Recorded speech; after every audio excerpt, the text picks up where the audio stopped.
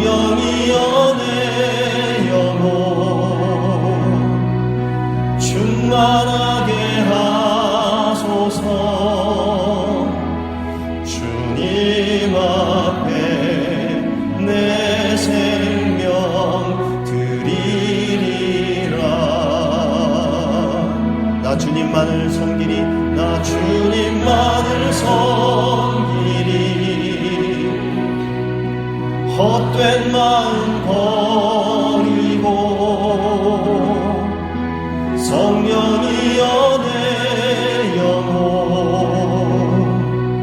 충만하게 하소서. 주님 앞에 내 생명 드리리라. 우리 옆에 있는 분들과 인사합시다. 당신의 얼굴을 보니 살맛이 납니다. 정말 그렇습니까? 요즘같이 참 살맛 안 나는 시대에 여러분들의 예배하는 모습을 보고 우리가 힘을 얻고 또 여러분들 옆에 있는 분들 가족들 통해서 하나님의 형상이 드러나고 그래서 여러분들이 살맛이 나는 그러한 축복이 있길 바랍니다. 자, 우리 하나님 말씀 보겠습니다. 요한계시록 4장 1절부터 11절까지입니다. 제가 봉독해 드리겠습니다. 그 뒤에 내가 보니 하늘의 문이 하나 열려 있었습니다. 그리고 전에 내가 들은 그 음성, 곧 나팔소리와 같이 나에게 들린 그 음성이 이리로 올라오너라. 이 뒤에 일어나야 할 일들을 너에게 보여주겠다 하고 말하였습니다. 나는 곧 성령에 사로잡히게 되었습니다. 그런데 하늘에 보좌가 하나 놓여 있고 그 보좌에 한 분이 앉아 계셨습니다. 거기에 앉아 계신 분은 모습이 벼곡이나 홍옥과 같았습니다. 그 보좌의 둘레에는 비추옥과 같이 보이는 무지개가 있었습니다. 또 그 보좌 둘레에는 보좌 24개가 있었는데 그 보좌에는 장로 24명이 흰옷을 입고 머리에는 금면류관을 쓰고 앉아 있었습니다. 그 보좌로부터 번개가 치고 음성과 천둥이 울려나오고 그 보좌 앞에는 7개의 횃불이 타고 있었습니다. 그 7 횃불은 하나님의 7 영이십니다. 보좌 앞은 마치 유리바다와 같았으며 수정을 깔아 놓은 듯 하였습니다. 그리고 그 보좌 가운데와 그 둘레에는 앞뒤에 눈이 가득 달린 4 생물이 있었습니다. 첫째 생물은 사자와 같이 생기고 둘째 생물은 송아지와 같이 생기고 셋째 생물은 얼굴이 사람과 같이 생기고 넷째 생물은 날아가는 독수리와 같이 생겼습니다. 이 4 생물은 각각 날개가 6개씩 달려 있었는데 날개 둘레와 그 안쪽에는 눈이 가득 달려 있었습니다. 그리고 그들은 밤낮 쉬지 않고 거룩하십니다. 거룩하십니다. 거룩하십니다. 전능하신 분 주 하나님 전에도 계셨으며 지금도 계시며 또 장차 오실 분이십니다 하고 외치고 있었습니다. 영원무궁하도록 살아계셔서 그 보좌에 앉아 계신 분께 그 생물들이 영광과 존귀와 감사를 드리고 있을 때에 24 장로는 그 보좌에 앉아 계신 분 앞에 엎드려서 영원무궁하도록 살아계신 분께 경배드리고 자기들의 면류관을 벗어서 보좌 앞에 내놓으면서 우리의 주님이신 하나님, 주님은 영광과 존귀와 권능을 받으시기에 합당하신 분이십니다. 주님께서 만물을 창조하셨으며 만물은 주님의 뜻을 따라 생겨났고 또 창조되었기 때문입니다 하고 외쳤습니다. 아멘. 오늘날 우리나라의 그런 현실을 바라보면서 참 기초가 많이 흐트러져 있고 기초가 많이 무너져 있구나라는 생각을 하게 됩니다. 지금 드러나고 있는 부정과 부패의 문제들은 이제 시간을 거슬러 올라가 보면 기초가 잘못되었기 때문에 그렇다는 거예요. 그래서 이런 문제가 드러나고 잘못된 것들이 드러나고 있는데 사실 이런 현실 가운데에 교회는 과연 어떻게 해야 되느냐. 교회도 마찬가지라고 생각합니다. 우리나라에 복음이 들어온 지 130년이 지나서 이제 교회에 안정이 있고 또 부흥이 있고 이런 시대를 우리가 보냈는데 지금은 너무나 기초가 흐트러져 있는 그런 상태라고 하는 것입니다. 그래서 우리가 다시 한번 다시 복음으로 돌아가고 다시 기초로 돌아가서 기초를 바로 세우고 복음을 바로 듣고 복음을 따라서 살아가는 그런 삶을 회복해야 된다는 생각이 저에게 들었습니다. 여러분들 삶 속에서 정말 하나님을 온전히 모시고 그리고 하나님을 찬양하고 예배하면서 기초가 다시금 세워지는 그런 역사가 있길 바랍니다. 우리가 그래서 다시 한번 예배에 대한 그런 기초를 다시 세워야 된다고 생각합니다. 오늘 저와 여러분 모두가 목적을 다 같이 이 자리에 나왔을 거라고 생각합니다. 목적이 같다고 생각해요. 예배 드리러 이 자리에 나왔죠. 모든 크리스찬들은 마치 철이 자석에 끌리듯이 주일이 되면 교회에 와서 예배를 드립니다. 예배는 교회의 심장과도 같아서 너무나 중요하죠. 그러나 우리는 예배를 드리고 또 10년이 지나고 20년이 지나고 너무나 이 시간이 흐르면 흐를수록 예배 형식에 너무 익숙해진 나머지 참된 예배의 정신을 놓치고 있는 경우가 너무 많은 것 같습니다. 우리가 드리는 많은 예배, 주일날도 몇 번의 예배가 있고 주중에도 새벽마다 예배가 있는데 모든 예배 가운데 이렇게 예배의 홍수 속에서 살고 있지만 우리가 드리는 모든 예배는 하나님 보시기에 어떤 예배일까를 생각해 봐야 됩니다. 과연 우리가 드리는 이 모든 예배 가운데 성령의 감동이 있는 그런 예배를 드리고 있느냐, 이걸 생각해 보자는 얘기예요. 그래서 정말 우리는 하나님이 기뻐하시는 예배가 무엇인지, 성경이 말하고 있는 진짜 하나님이 원하시는 예배가 무엇인지에 대해서 생각을 하고 또 그것들을 깊이 묵상해야 될 필요가 있다는 것입니다. 오늘 본문에 나오는 이 내용은 성경에 나오는 예배 가운데 가장 아름다운 예배의 모습, 예배의 진수 중에 진수를 우리에게 보여주는 하늘의 예배를, 그 내용을 서술하고 있습니다. 이 땅에서만이 아니라 장차 우리가 갈 천국에서 드릴 하늘의 예배를 사도 요한이 먼저 몸으로 체험하고 그리고 환상으로 보고 그 하늘의 예배에 대해서 너무나 자세하게 우리들에게 말씀하고 있는 것입니다. 이 시간 이 본문의 말씀을 자세히 살펴보면서 우리 모두가 하늘의 예배, 온전히 하나님께만 몰입하는, 집중하는 그런 예배를 사도 요한처럼 경험할 수 있게 되기를 주의 이름으로 축복합니다. 우리 옆에 있는 분들과 인사하실까요? 하늘의 예배를 경험합시다. 아멘. 예, 여러분들이 지금 지상에서 예배를 드리고 있지만 이 예배는 하늘의 예배를 연습하는 거예요. 우리가 하나님 나라에 가서 무엇을 하겠습니까? 영원토록 우리가 영생을 누리는 동안 하나님께 예배하고 하나님을 찬양할 수밖에 없어요. 그런데 이 지상에서의 예배가 좀 우리가 서먹서먹하고 지상의 예배에 성공하지 못하면 하나님 나라에 가서 그 영원의 시간 동안 어떻게 여러분들이 이길 수 있겠습니까? 영원의 시간을 어떻게 버틸 수가 있겠냐는 거예요. 오늘 본문인 요한계시록 4장은 1절의 말씀을 보면 그 뒤에 내가 보니 라는 말로 시작합니다.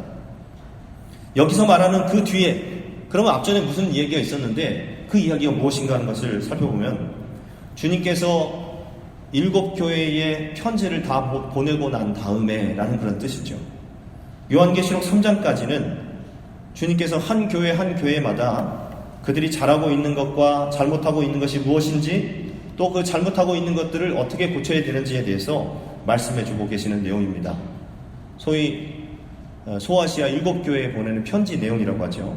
그러면서 회개하고 고치면 받게 될 상급에 대해서 이야기하고 만약 고치지 않을 경우에는 어떤 일이 일어날지 그것에 대해서 경고하는 내용이 나와 있습니다. 요한계시록의 전달자인 요한은 당시 교회들의 상황을 바라보면서 마음이 착잡하고 아팠을 것입니다. 교회마다 문제가 없는 교회가 없어요. 그리고 힘들지 않은 교회도 없었기 때문에 그렇습니다. 세상 제국인 로마는 수많은 크리스찬들을 잡아서 투옥하고 고문했습니다.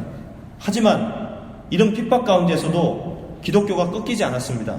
믿음을 더욱 지키고 더욱 힘들고 어렵고 환난 가운데에 그 믿음을 지켜서 온전하게 믿음으로 세워져 갔는데 이제 로마가 다시 이제 방법을 바꿨어요.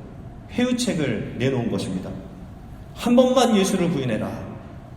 딱 한 번만 눈 감고 황제 숭배를 하면 먹고 사는데 지장이 없게 해주겠다. 이렇게 회유책을 낸 거예요. 그랬더니 세상과 타협하는, 로마 정부와 타협하는 이중적인 크리스찬들이 생기게 되었습니다. 반대로 신실한 크리스찬들은 줄어들고 문 닫는 교회들이 많이 생기기 시작했다는 거예요. 현실이 이럴 때 우리 하나님께서는 핍박받는 교회들을 향해서 내가 너의 아픔을 안다, 이렇게 위로하고 계십니다. 근데 그 위로만 주시는 것이 아니라 더욱더 거룩하라, 더욱더 순결하라, 이렇게 요구하고 계시는 거예요. 주님께서 그래 힘든데 교회 나와주는 것만으로도 고맙다라고 이렇게 말씀하지 않으십니다. 아무리 환경이 힘들고 어려워도 환경을 탓하면서 믿음을 타협하지 말아라, 이렇게 말씀하고 있어요. 더욱 믿음을 굳건히 지켜서 하나님의 말씀 위에 굳건히 서라고 이렇게 예수님께서 말씀하고 계시는 거예요. 교회는 너무나 약하고 교회를 핍박하는 세상의 힘은 너무나 사납고 미래는 불투명했기 때문에 주님의 준엄한 계시를 일곱 교회에 보내면서 요한의 마음은 너무나 아팠을 것입니다. 자, 그런데 이때 이제 3장이 다 끝나고 편지를 다 보낸 다음에 4장에 들어와서 주님께서 하늘의 문을 여시고 요한에게 말씀하십니다. 이리로 올라오라, 이렇게 말씀하고 계세요.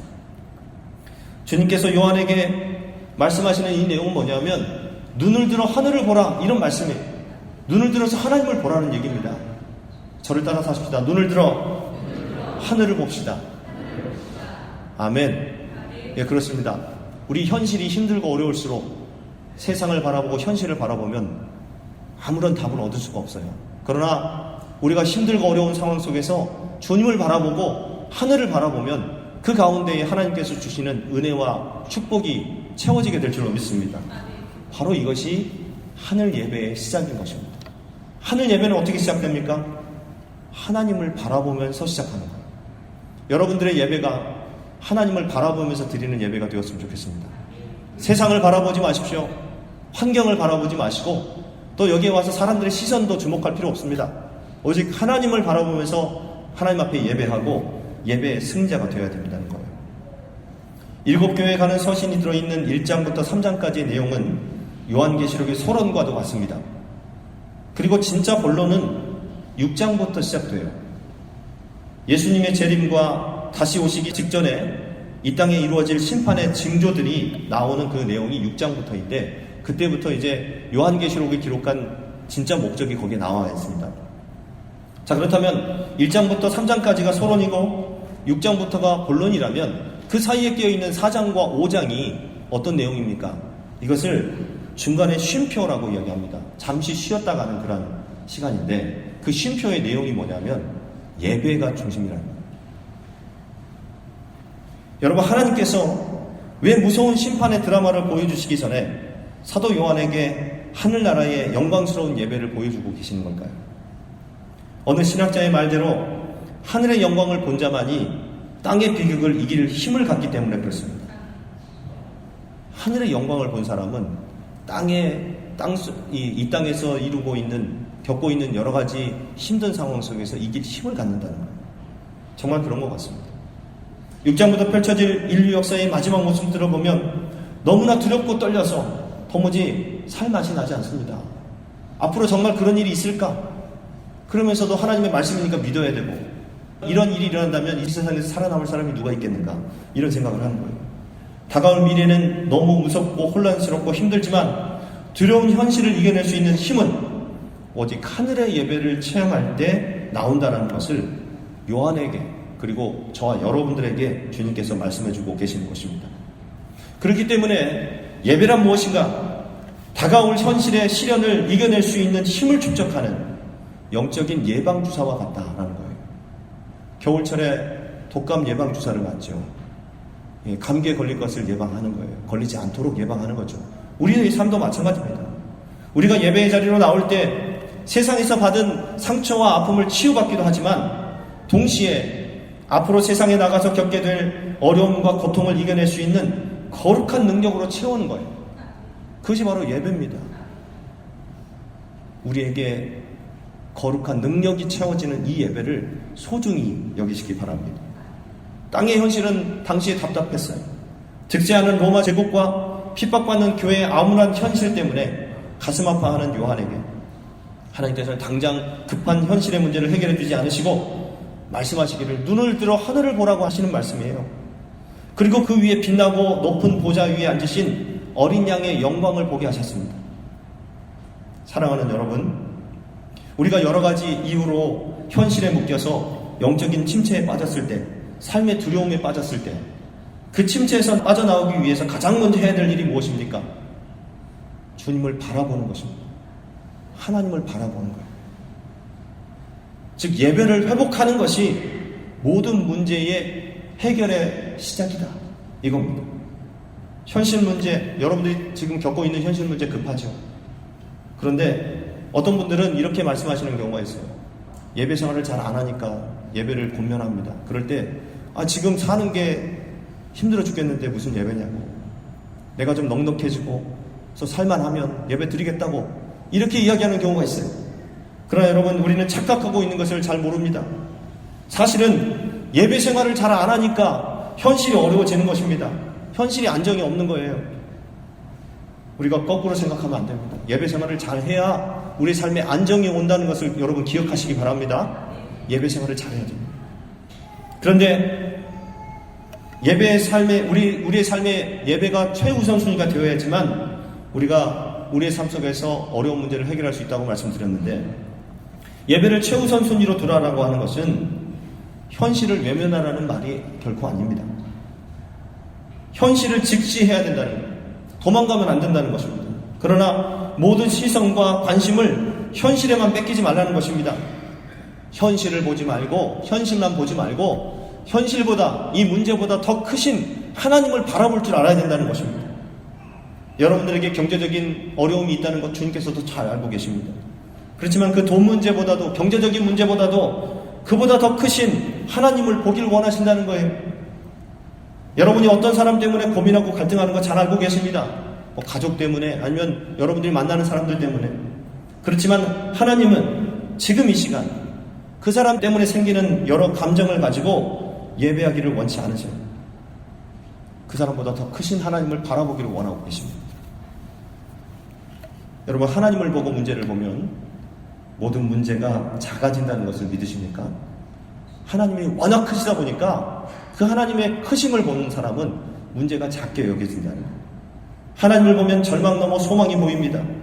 현실의 무게가 절망스럽게 현실을 압박할수록 여러분은 더 악착같이, 더 정말 사명을 다해서 예배의 자리로 나와야 됨을 믿으시기 바랍니다.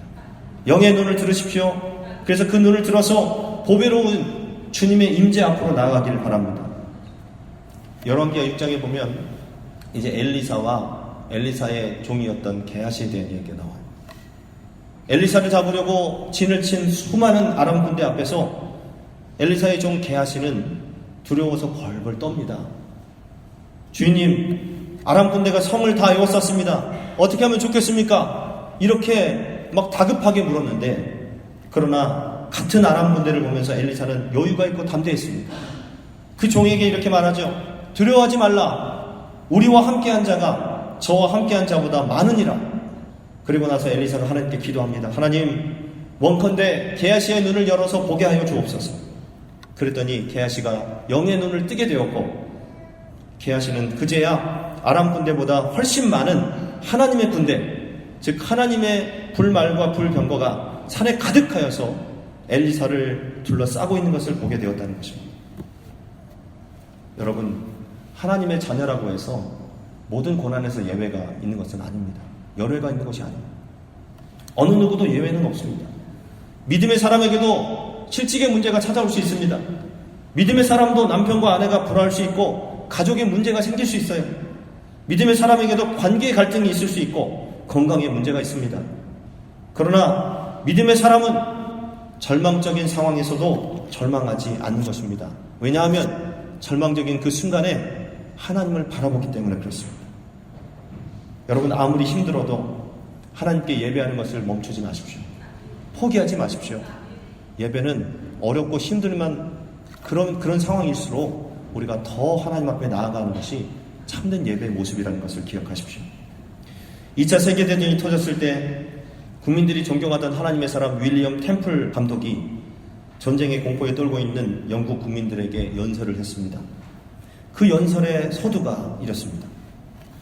사랑하는 대영제국 국민 여러분, 지금은 우리가 다른 어느 때보다도 전능하신 하나님께 예배해야 될 때입니다. 이렇게 서두를 시작했어요. 여러분, 전쟁이 터졌는데 국민들에게 당장 짐을 싸서 빨리 피신하십시오, 이런 얘기를 하는 것이 아니었습니다. 전쟁을 준비합시다, 독일과 싸워서 이깁시다, 이렇게 이야기한 것이 아니라 현실은 전쟁이 나서 급한 상황인데 제일 중요한 것이 하나님께 예배하는 것이라고 이렇게 이야기했다. 얼마나 놀랍습니까? 바쁘고 힘들수록 여러분의 고갈되어가는 영혼에 예배의 은혜가 흘러갈 수 있도록 노력하시기 바랍니다. 여러분 상황이 복잡하고 힘들어서 예배하기가 힘드십니까? 예배할 시간이 없으십니까? 6일 동안 열심히 살았더니 너무 피곤해서 예배할 기운이 없으십니까? 아닙니다. 우리가 상황이 힘들고 어려울수록 더 예배하고 하나님 앞에 나와야 됩니다. 어떤 분은 사람들과 감정적으로 얽히는 것이 싫어서 예배하러 가지 않는 것도 보았습니다. 그 사람이 있으니까 교회 안 가겠다는 거예요. 그러면 절대 안 됩니다. 여러분, 우리는 예배를 통해서 지옥과 같은 현실을 이길 수 있는 능력을 얻게 됩니다.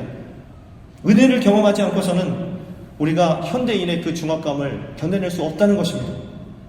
마태복음 6장 33절에 우리가 잘 아는 말씀이 나옵니다. 그런즉 너희는 먼저 그의 나라와 그의 의를 구하라. 그리하면 이 모든 것을 너희에게 더하시리라. 분명히 약속하신 말씀이 그대로 이루어지게 되는 것을 여러분들 믿으시기 바랍니다. 하나님께 모든 것을 중심적으로, 하나님 중심주의로 살라는 거예요. 이 예배는 하나님 중심적으로 사는 우리의 삶의 모습입니다. 그 무엇보다도 하나님을 제대로 예배하라는 거죠. 신령과 진정으로 예배하라. 영과 진리로 예배하라는 거예요. 하나님을 그렇게 제대로 예배한 자만이 현실의 아픔을 딛고 승리할 수 있습니다. 사람들이 준 어떤 상처라도 이겨낼 수가 있어요. 세상이 주는 그 어떤 절망도 이겨낼 수가 있는 것입니다. 여러분, 예배를 늘 여러분의 삶 속에서 생활하시기 바랍니다. 예배에 성공해야 돼요.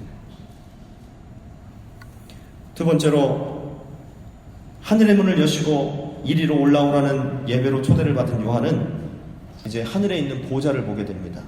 그 보좌에서 한 분을 보게 되는데 바로 어린 양 예수 그리스도이시죠. 3절을 보면 그 보좌에 앉아 계신 하나님을, 그 주님을 표현하고 있는 내용이 나오는데, 아마 이 요한의 입장에서 최고의 이 표현으로서 최고의, 자기가 표현할 수 있는 최고의 것으로 보석을 표현한 거예요. 이 보석들은 다 하나님의 특성을 나타내는 상징물입니다. 그냥 우리가 봤을 때는 벽옥과 홍옥, 또 비치옥 이런 것들이 있어서 이게 과연 무슨 뜻인가 이렇게 궁금해질 수 있습니다. 벽옥은 무엇인가 하면 빛이 통과하는 수정의 일정으로 깨끗하다는 거예요. 하나님의 깨끗하심, 하나님의 거룩하심을 상징하고 있습니다. 홍옥은 불이 타는 듯한 붉은 보석입니다. 이것은 하나님의 정의를 상징합니다. 무지개 같은 비치옥은 우리를 향하신 하나님의 은혜를 상징합니다.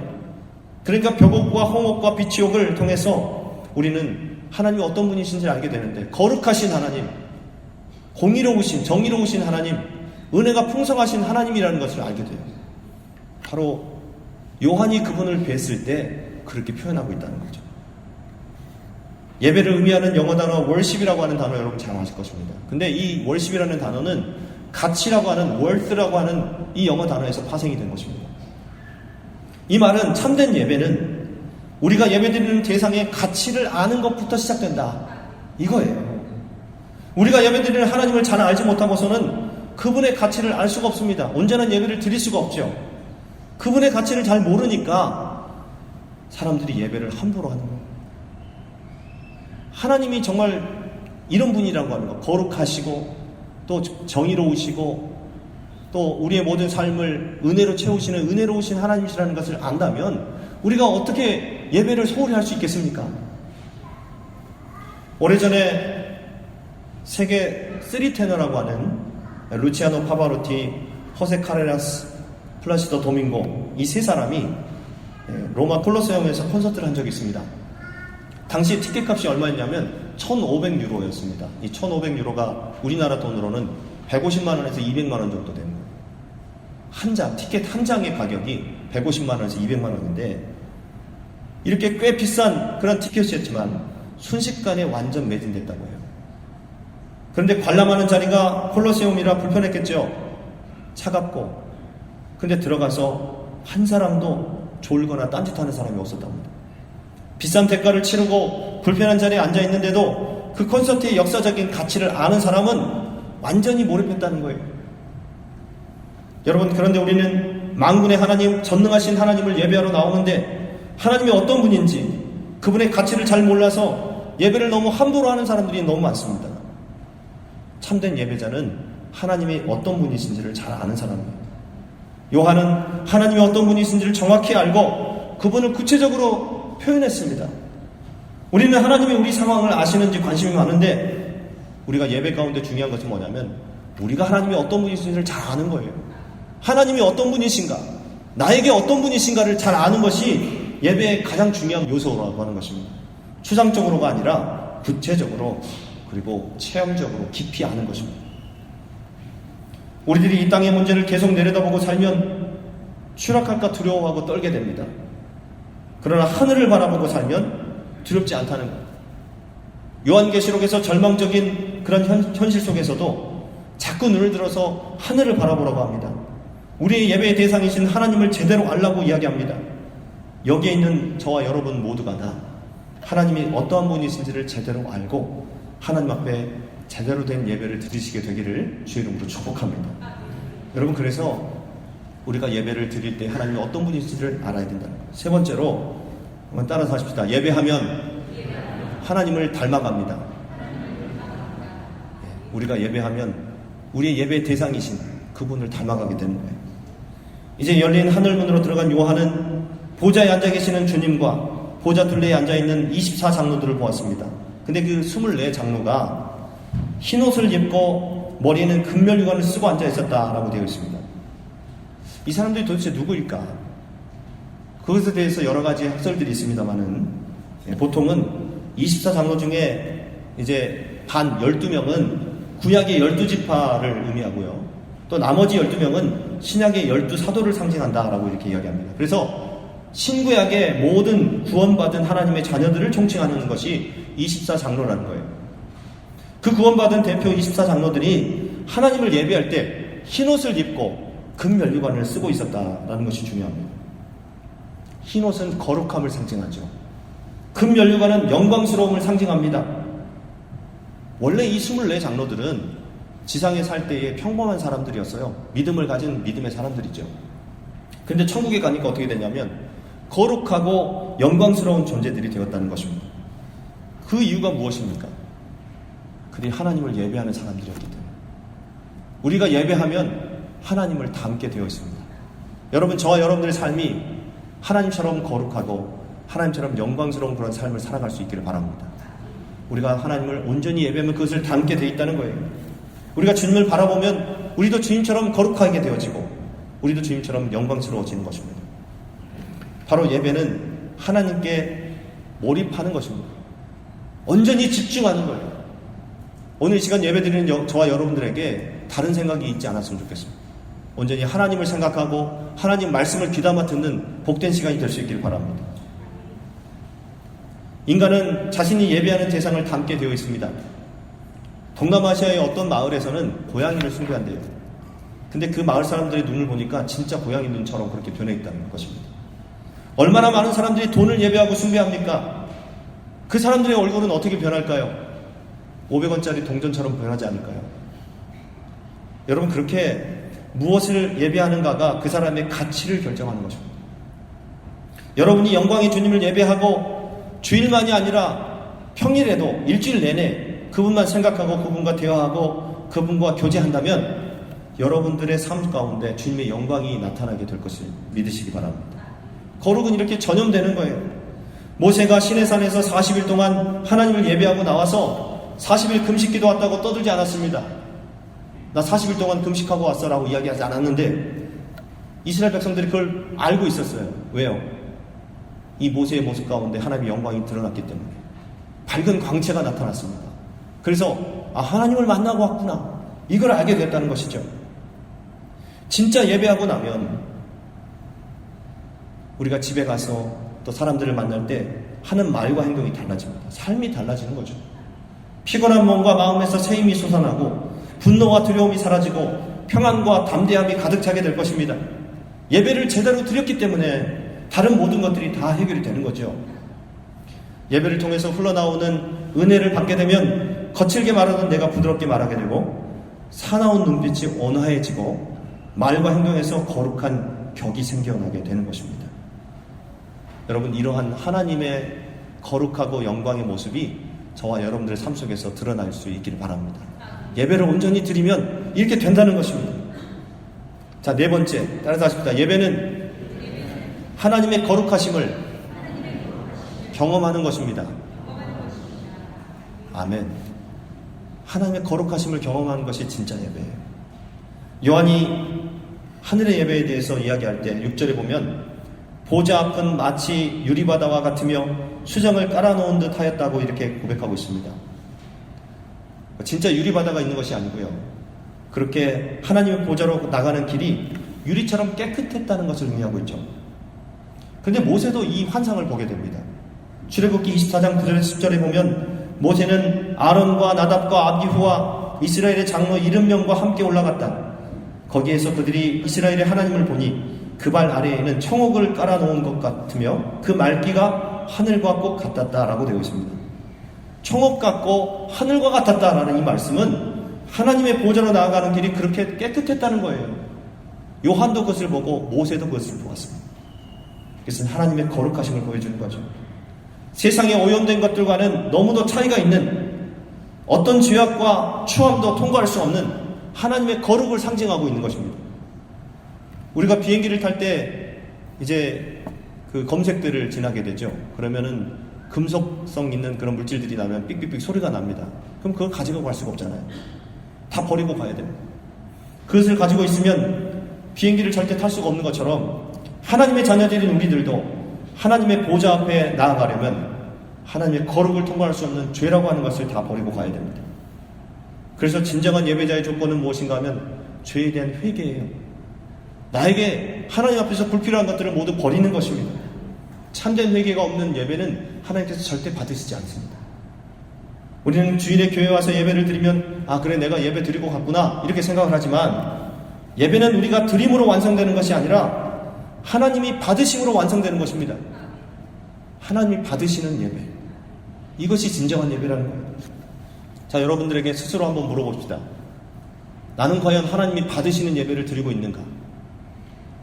여러분들 예배에 나와서 예배 드리고 나갈 때 어떤 마음이 드십니까? 하나님이 정말 나를 받으신 것 같습니까? 정말 하나님께서 나를 받으셨다는 그런 확신이 드십니까? 만일에 확신이 안 든다면 잘못된 예배를 드린 거 한 거예요. 여러분들 오늘 예배를 마치고 나아갈 때 여러분들에게 이런 확신이 있길 바랍니다. 나를 받으셨구나. 내가 정말 하나님 앞에 드려졌구나. 이런 확신이 있었으면 좋겠어요. 하나님이 받으시는 예배는 회개를 통해서 깨끗해진 예배자의 열매입니다. 거룩해져야 됩니다. 그래서 우리가 하나님 앞에 드린 예배 가운데 사람들과의 화해의 문제도 참 중요하고요. 그리고 하나님 앞에 죄의 문제를 회개하는 것이 참 중요하다는 것입니다. 주님 앞에 정직하라는 것입니다. 단 한 시간 예배를 드려도 우리가 거룩하지 않은 마음으로 하나님 앞에 나올 수가 없다는 거예요. 그리고 결코 주님의 보좌를 통과할 수가 없습니다. 여러분, 여러분들의 연약함, 여러분들의 부족함, 여러분들의 모든 죄를 다 주님 앞에 내려놓고 회개하면서 깨끗하고 또 정결된 모습으로 주님 앞에 나아가는 저와 여러분들 되시기 바랍니다. 이제 마지막으로 10절에서는 우리는 참된 예배자의 모습을 엿볼 수가 있는데 저를 따라서 하십시다. 참된 예배자는 가장 귀한 것을 드리는 사람입니다. 예, 참된 예배자는 자기에게 있어서 가장 중요한 것, 가장 귀한 것을 드릴 수 있는 사람이 참된 예배자예요. 여러분, 예배는 드리는 것입니다. 오늘 본문 10절에 보니까 참된 예배자의 모습에 대해서 이야기를 하는데 24장로들이 자기의 금면류관을 주님 앞에 내려놓고 엎드리고 있는 모습을 보게 됩니다. 이 면류관은 그들이 선한 싸움 다 싸우고 주님께 받은 천국 최고의 상급입니다.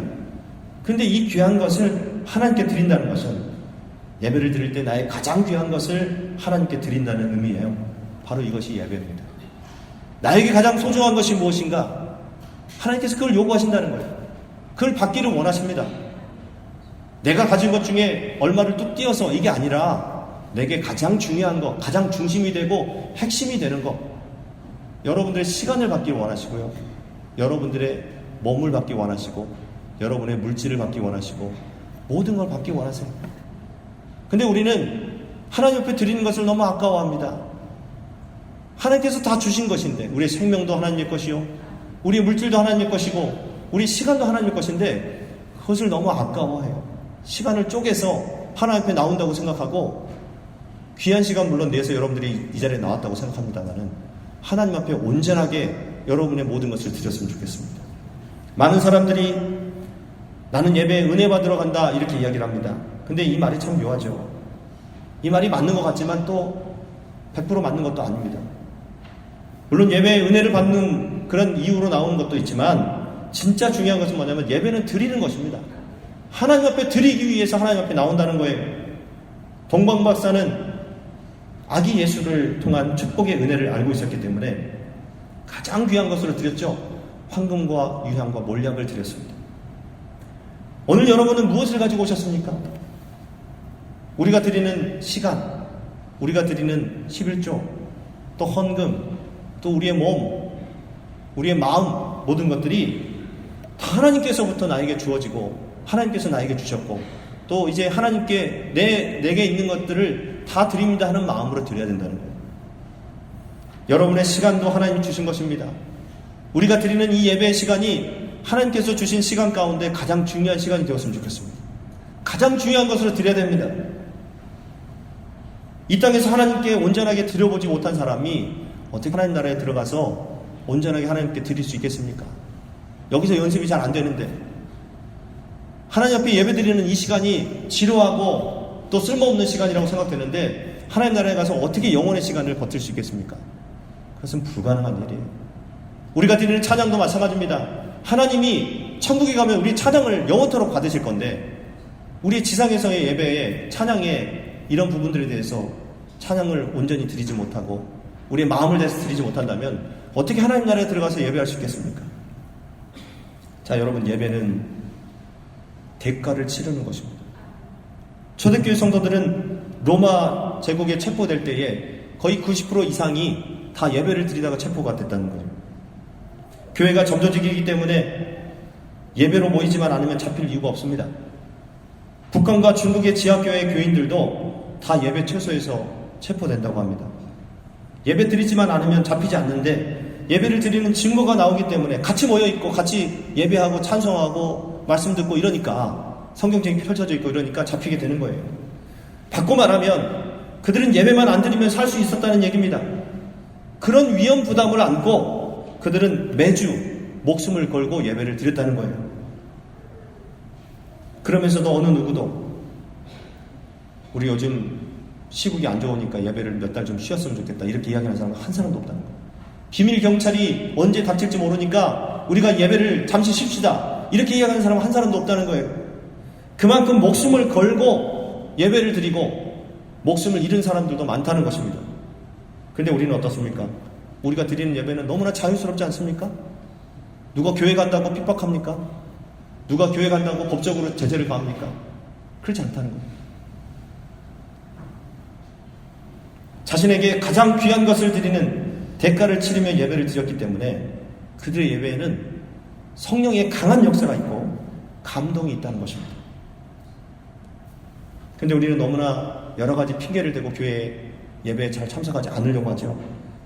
몸이 아프기 때문에 또 피곤하기 때문에 손님이 집에 와서 결혼식에 참여해야 되니까 또 누구와 등산을 가야 되고 또 골프를 쳐야 되고 스포츠를 즐겨야 되니까 그래서 예배를 참석하지 않는 경우가 너무 많습니다. 얼마나 우리가 예배를 쉽게 넘기는지 몰라요. 52주 가운데 한 주 정도 빠지면 뭐 괜찮겠지 이렇게 안일하게 생각하는 거예요. 여러분, 예배는 우리 목숨을 걸고 드려야 되는 것입니다. 대가를 치러야 되는 것이 진정한 가치가 있는 진정한 가치, 최고의 가치이신 우리 하나님께 드리는 예배라는 것입니다. 월남전 때 포로 수용소에서 예배드렸던 포로들의 간증입니다. 연합군 포로들은 일주일에 한 번 예배를 드리기 위해서 엄청난 대가를 치러야 했습니다. 딱 한 권의 성경책을 이 월맹군 장교가 가지고 있는데 한 명의 포로 대표가 이제 일주일에 1시간씩 1시간 동안 베낄 수 있도록 허용을 해줬다는 거예요. 성경을 막 베껴서 나오면 포로들끼리 그 베낀 종이를 한 장씩 나누어 갖고 빨리빨리 외우는 거예요. 왜냐하면 하루가 지나면 그 베꼈던 종이를 다시 반납을 해야 되니까.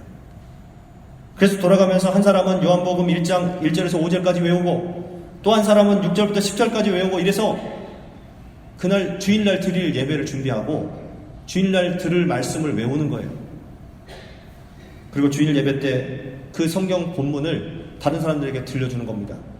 또 성만찬을 위해서 포로들이 자기들에게 배급되는 그 수프의 10분의 1을 모아다가 다 내는 거예요. 그리고 말라빠진 빵의 10분의 1을 모아서 주일 성만찬 준비를 했다는 것입니다. 모여서 찬양을 하는데 큰 소리로 찬양을 못 부르니까 나 같은 죄인 살리신 이 찬양을 하나 둘 셋 하면은 그냥 허밍으로 부르는 거예요.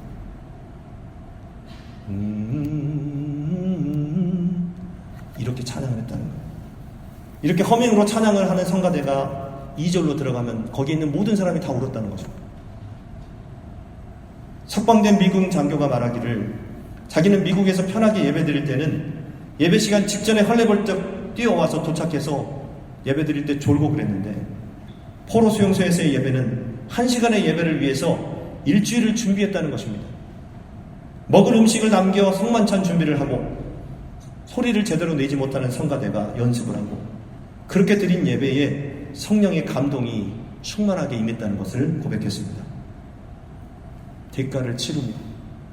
목숨을 걸고 예배했기 때문에 그렇다는 거예요. 여러분, 우리들의 예배는 어떻습니까? 예배는 하나님이 나에게 몰입하는 것이 아닙니다.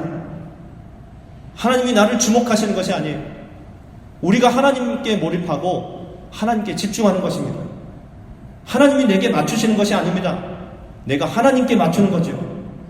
그런데 우리는 자꾸만 내 마음과 내 기준으로 예배를 드리면서 나에게 만족이 오는 예배를 드렸다라고 생각하는 거예요. 착각입니다. 착각. 여러분, 우리가 하나님이 원하시는 예배, 하나님만 높이는 예배를 드리면 하나님의 영광이 우리를 사로잡을 것입니다.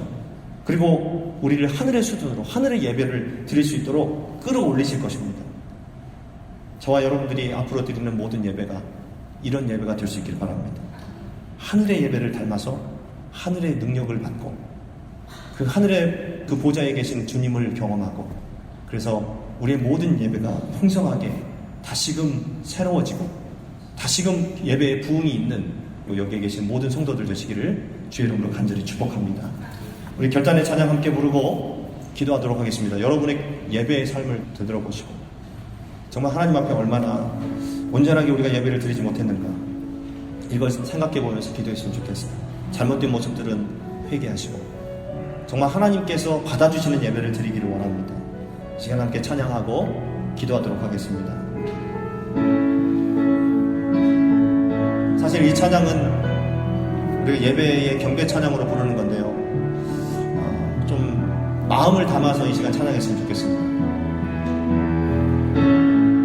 하늘의 문을 여소서 이곳을 주목하소서 주를 향한 노래가 꺼지지 않으니 하늘을 열고 보소서 이곳에 임재하소서 주님을 기다립니다. 기도의 향기가 하늘에 닿으니 주여 임재하여 주소서 이곳에 오셔서 이곳에 앉으소서 이곳에서 드리는 예배를 받으소서 주님의 이름만이 오직 주의 이름만 이곳에 있습니다. 하늘의 문을 여소서 하늘의 문을 여소서 이곳을 주목하소서 주를 향한 노래가 꺼지지 않으니 하늘을 열고 보소서 이곳에 임재하소서 주님을 기다립니다. 기도의